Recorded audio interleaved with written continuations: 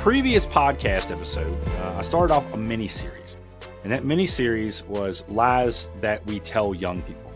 Or, if you want, lies that young people are told. I did it as a mini-series primarily because I know that there are multiple lies that young people are told.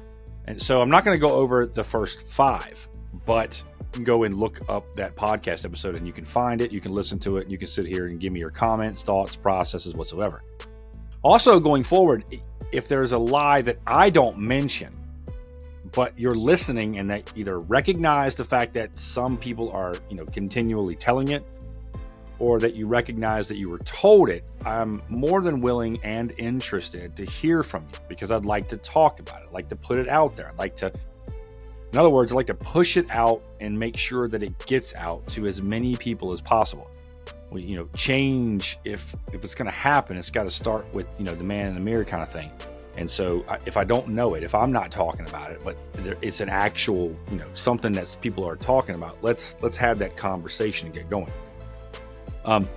But this podcast episode is going to be continuation. So it's going to be episode number 2 of lies that we tell young people.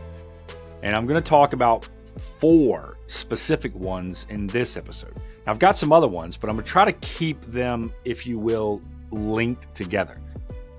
So while the first one just kind of was an introductory, and it had a multiple number of things from specific talking points, if you will. This one's kind of focused on work a little bit. The next one, or the one after that one, because I think this is going to be multiple episodes long, is going to focus on, let's say, some mental stuff or some health stuff or some resiliency, things like this. And, we'll get into that one. But this one's going to be primarily focused on work.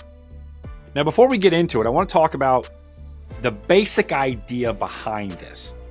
And that's, while I encourage you to go back and listen to the previous podcast episode to listen and hear the 5 lies that I specifically talk about, what I will rehash on this particular episode is why it's important.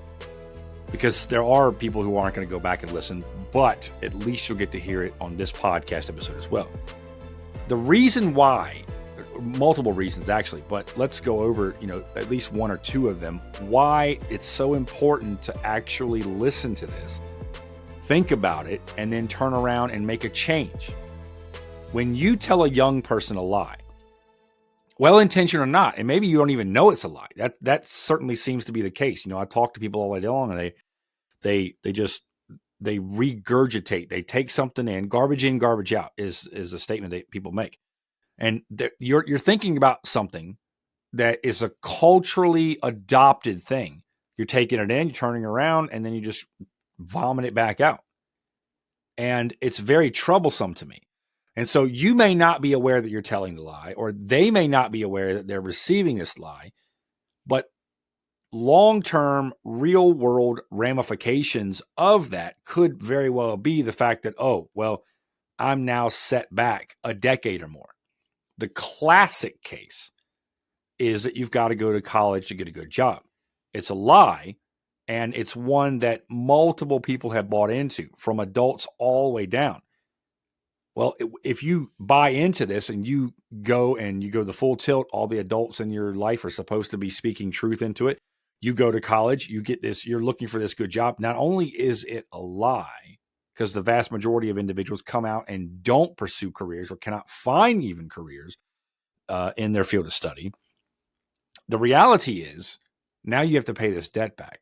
And if you weren't told, if you weren't twisted, if you weren't poured into that you have to go to college and get a good job, maybe you would have pursued other avenues that are, viable ones that you need to look into. And now you're not set back a decade by having to try and pay back the tuition. That, by the way, was set up by predatory loan officials and everybody else that was, concocting this lie from a cultural perspective, all made up of older people. So that's the reason number 1, is that I don't want younger people to be set back. You want your launch into adulthood, if you will, filled with as much pertinent and true information, and not the same regurgitating talking points that a lot of people seem interested and or willing to promote on a consistent, continual basis. But the second reason why it's also important is because all of these lies, and you can go back and listen to the first 5, the four that I'm going to talk about today, and the ones that we're going to continue to talk about, all of these lies, when these younger people figure this out, when they figure out that I was told a lie, this was a lie, this was a lie, this was a lie, etc., they are now very distrusting of adults, and rightfully so, because the entire economy, the entire construct of how this whole, like all these various lies were weaved together and told to them by older people.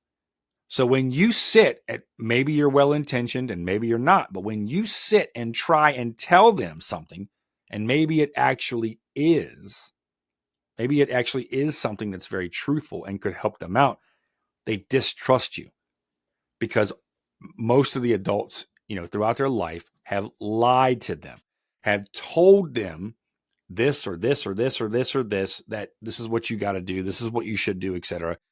They come out on the other side. I usually give an age range of about mid-20s onward, and they go, well, I was told a lie, so why would I believe you? So if you really want to speak truth into young people's life, whether it's your own kids as an adult, or whether you're a younger person, you're going to grow up, you want to go, well, I don't want somebody that comes behind me to believe the same things that I have done, or fell victim to, if you will. We need to be open and honest about not only the fact that there are lies that we tell young people, but your role and responsibility in actually perpetuating said lies. No one comes, to listen to this podcast episode and gets to walk away scot-free. This is not a sniper rifle type of podcast. This is a shotgun blast that goes, everybody typically has some part to play in this whole thing. And older people specifically so. It's very, very important. And last, before we get into them, it is, if you are a parent, and this is especially for those of you who have younger kids, pay attention to this and develop what I would say as a discerning mind. Because what you don't want to do is to just regurgitate culturally the perpetual lies that multiple people do, thinking that culture has your kids' best interest in mind. That's a lie that you have been told and are adopting. And so we need to recognize this for what it is. All right. All right. So let's get into it, and we'll kind of work our way through it. Lie number 1 on this podcast episode: you should know what you want to do by the time you're 18. This is a lie. This is a lie. It does not make sense to me that the second that you turn 18 years of age, your brain is not fully developed, and you're legally responsible as an adult for your own decisions, which is certainly true. But with all of the data, with all of the information, with all of the world experience that you lack, that we should then expect you to know what it is that you want to do for a living. This is not true. This is a lie. This idea that I'm going to come around as a guidance counselor, educator, parent, some adult, if you will, that's supposed to be vested in your interest and to seeing you succeed and whatnot. This idea that, by the way, the day that you turn 18 or roundabout, you ought to know what you want to do is ridiculous to me. It's a lie. Why? Well, first off, you lack real world experience. It's not your fault. It's just the way the world is. Listen. And by the way, before somebody tries to level this, I'm not trying to loosen or attack any kind of child labor laws out there at all. They are put in place for a reason, and they are of a benefit to society immensely. What I am saying is that because we do have child labor laws, the likelihood that you will have worked a multiple number of jobs, from the time you can work, in most states, it's like 16 to 18. You have 2 years at most to have experienced some form or fashion of job market, usually on a part-time basis. So you have no real tangible experience about what it's like to work full-time and the multiple number of opportunities and industries that you could potentially get into. You probably haven't pursued any of the data. And so what real world experience do you have? It's likely to be none. This is not that big a deal, if you ask me. And the reason why, you just don't have the experience. There are, and here's what makes this lie especially disingenuous, is because those of you who are younger, you're going to get done with mandatory education, K to 12, right? Whether public, private, homeschool, it doesn't really matter. But when you do, the reality is this: you have a lot of opportunity in front of you. You have far more opportunity than the previous generations, especially for baby boomers and Gen Xers. You have a lot more opportunity than they did. So there's a lot more to consider. There's a lot more to at least explore on a data perspective, or have conversations, or watch YouTube videos, or whatever the case may be. But the point remains, this idea that you should know what you are going to do for the rest of your life, by the way, at least planned out by the time you're 18, is ridiculous. And it's a lie. And it's something that we continually tell young people. Now, I will give you my take on this, outside of the fact that it's a lie. If you, as a young person, don't know what you want to do for a living, as somebody I'm going to turn 18, I don't really have any experience. All right, no problem. No worries at all. Go get a job. And any job will do. I've already talked about this on one of the previous podcast episodes. But go get a job. Go get a job. Any job will do at this point, because the idea behind this whole thought process is for you to go to work, you to go to get a job, and to work that job. The likelihood that you're going to not like that job is pretty high, okay? And so you're going to go get this job, you're going to work this job, and you're not going to like it. You're going to go, this job sucks.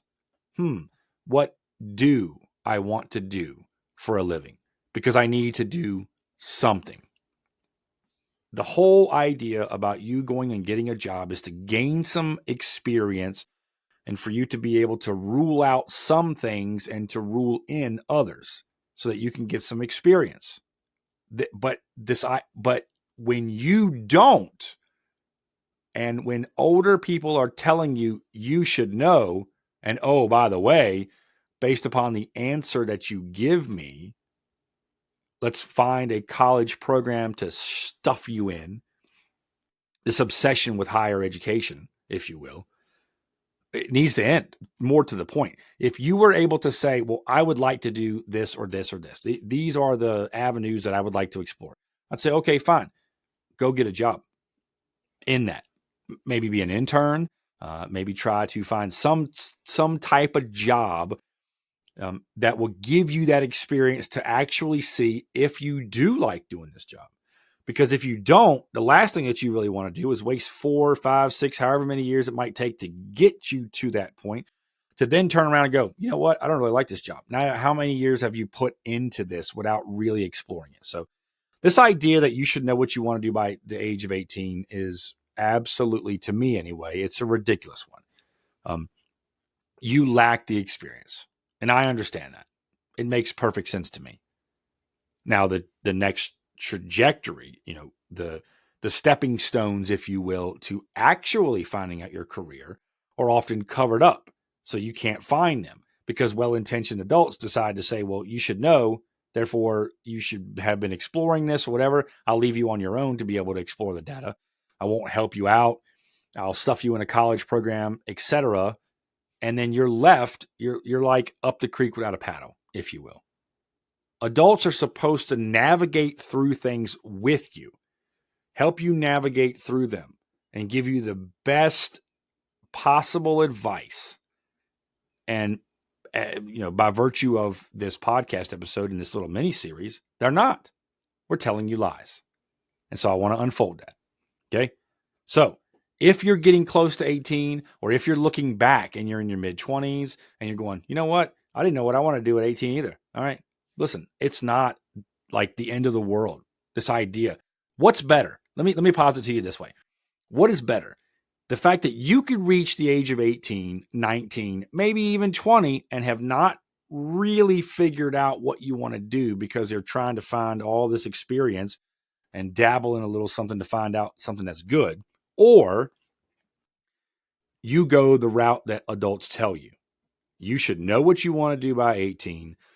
Let's find a college program to plug you in the pursuit of that. You get out and either A, you still don't know what you want to do, or B, you don't want to do what you thought you wanted to do. Oh, by the way, now you have non-bankruptcy debt to pay off. Which one sounds better? Which one sounds more palatable? Yeah, that's what I thought. If you don't know what you want to do at the age of 18, it's not, the world is not ending. It is a lie that has been told over and over and over again. It's unfortunate that more people aren't talking about this. Okay. All right. Lie number 2. Just work hard and everything will work out. You've heard it before. And what's likely to have happened is that you have heard this from some quote unquote boomer, some well-intentioned boomer who would say, hey, when I was younger, I just had to work hard and everything come out all right. Yeah, okay. That sounds great, bud. It doesn't take a lot into consideration. It's a lie, first off. Let's get that out of the way. It's a lie. And here's why it's a lie. Going back to bringing the boomer thing into it, right? When you look at 1970, the average house was roughly $15,000-$20,000, maybe. I just saw an interview the other day where the average house today, 2024, is over $400,000 in America today. When you take into account the stagnation of wages, you cannot get ahead. And the well-intentioned boomer who is telling you just got to work harder, they're disregarding all of the current economic situations that are just bombarding you as a young person. And they're really just thinking about when they were growing up. The situation was different. The wages were different. The cost of everything was different. So this idea that just work hard and everything will work out is a ridiculous notion. And it's not true. And what's very disingenuous to me is, and I've said this in a previous podcast episode, but as an older person who is supposed to be more mature in this interaction, in this relationship, you as the older person are supposed to be more mature. And if you are, or if you would even begin to try and claim somehow, by virtue of saying that the young person doesn't have any experience, you're saying you're more experienced than them. By virtue of saying that the younger person lacks some level of maturity, you're saying that you're more mature. Well, if that's the case and you're more mature, then place yourself in their shoes. What is the cost of living today? If you were to go out and buy a house today, you would struggle to afford it. And you think that a young person is going to be able to do this, and that a young person is going to be able to come out and say, yes, that just work hard. I'm gonna listen to your advice. I'm just going to work hard, and I'm going to, everything's going to come out all right. No. And when you look at videos, all right, and you can see this all over. It's I don't have TikTok, but whether it's on Facebook or YouTube or whatever, they all share the same videos, all the shorts, reels, whatever. You will see, if you want to find them, you will see a whole host of videos of older people that make fun of younger people. The younger person is, I can barely afford to live. I can barely afford to do this. I can't even afford to do that. I've got 3 roommates, etc. And the older people are sitting here making fun of them. You just got to work hard. You got to work harder. And it's like you are completely disregarding everything, the whole situations, all the situations, that are around and that just compile together to just completely bombard people. younger people in particular. I wrote a post about this. It's amusing on the website, how the United States is destroying younger people. And I'm not the only one talking about this. People like Scott Galloway, who had a very viral video talking about this very thing. Young people have every right to be pissed off. They have every right to. Because a lot of older folks are doing it, and they're doing it on the younger person's credit card. So they have every single right to be pissed off. So this idea that just work hard and everything will work out, it's like budgeting. There's a whole budgeting series on my website. But budgeting will only take you so far if you don't make enough money to pay bills. There's no amount of budgeting that's going to overcome the fact that you don't get paid enough for what you do. And that is most certainly applicable to the trades. So when you hear somebody say, just work harder and everything will work out, it's a lie. And for you older folks, practice a level of discernment and on your part, because put yourself in that young person's shoes. Could you make it have a substantive and honest conversation with them? If you were placed in their shoes, you would have the same talking points and the same thought processes that they do today. You lived, for all intents and purposes, you lived in a golden era. While you had less opportunity, the conditions were far better for you. And you need to recognize that. And this is definitely applicable for those of us that are older and have younger kids. We need to make sure that we tell them this. It's not, yes, should you work hard? Yes, absolutely, 100%. But will everything work out? That's completely disingenuous. You are disregarding everything that comes together to create the problems that are systemic in our culture today. Okay? So there's that. Lie number 3. The trades are somehow for unintelligent people. This is a lie. And I have an idea about where this, kind of became commonplace. It's kind of the other side of the coin, if you will, for those individuals saying, well, you got to go to college to get a good job. And in that narrative, there was you don't want to work with your hands. You want to work with your head.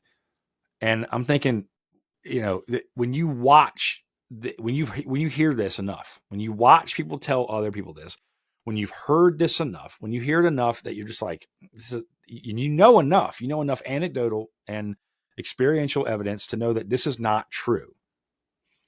Because I have seen some really, really smart people in the trades.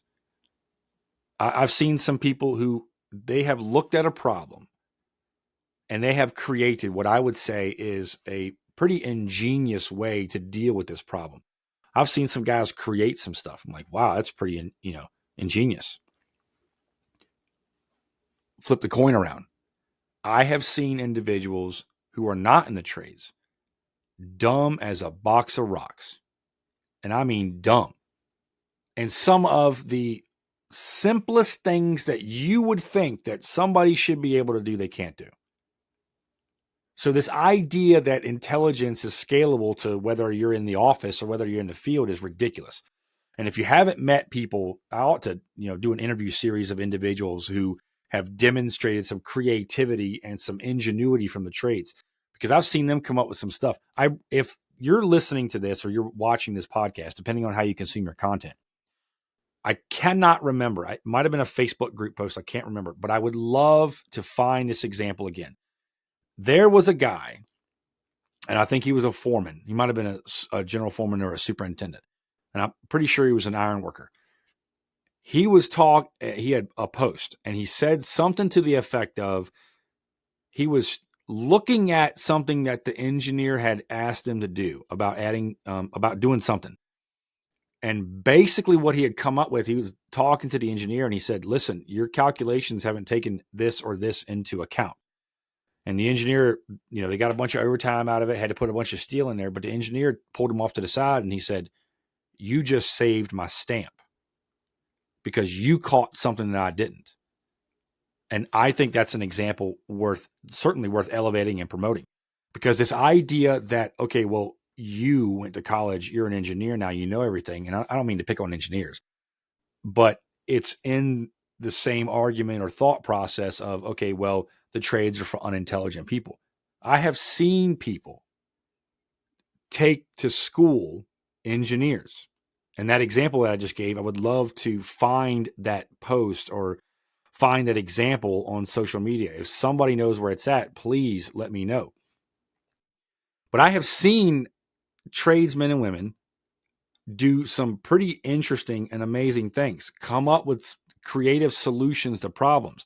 So if you're listening and someone tells you, well, you don't want to be in the trades because it's for unintelligent people, it's not true. It's not true. It's a lie. It's most certainly a lie. And I'm here to tell you today that I have met some very, very smart people. I have watched people make things, create things that are far superior than the products that you can buy on the shelf. But because, but they don't make them wholesale, so they're not available. I've watched guys build stuff way better, as a matter of fact. I've watched people do, they use their creative juices. They use their creative flow.